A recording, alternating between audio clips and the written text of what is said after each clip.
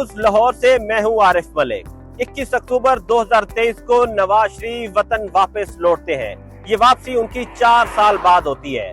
2019 को नवाज शरीफ इलाज की घर से लंदन जाते हैं, लेकिन 4 साल तक वतन वापस नहीं आते। बिलाखिर इस्लामाबाद एयरपोर्ट पर पहुंचते हैं। मुस्लिम लीग नून के रहनुमा उनका पुरतबाक इस्तकबाल करते हैं और वहां पर ही वो मुकदमात से बरी हो जाते हैं।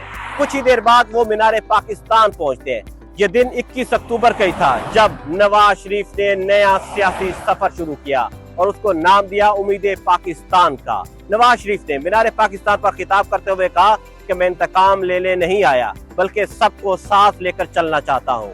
नवाज शरीफ की वापसी पर पाकिस्तान तहरीक इंसाफ उन्हें तनकीद का निशाना बनाती रही और कहती रही कि नवाज शरीफ एक और लंदन प्लान करके वापस आया है। दिसंबर 2023 और जनवरी 2024 तक इंतखाबी मुहिम शुरू की गई, जिसको पाकिस्तान नवाज दो का नाम दिया गया। 8 फरवरी 2024 को आम इंतखाबात होते हैं और इन इंतखाबात में मुस्लिम लीग नून को वाज़ी अक्सरियत नहीं मिलती। सीनियर साफी सलमान गनी के मुताबिक नून लीग को वोट के इज्जत दो के बयानिया छोड़ने की वजह से उन्हें सियासी नुकसान पहुंचा है।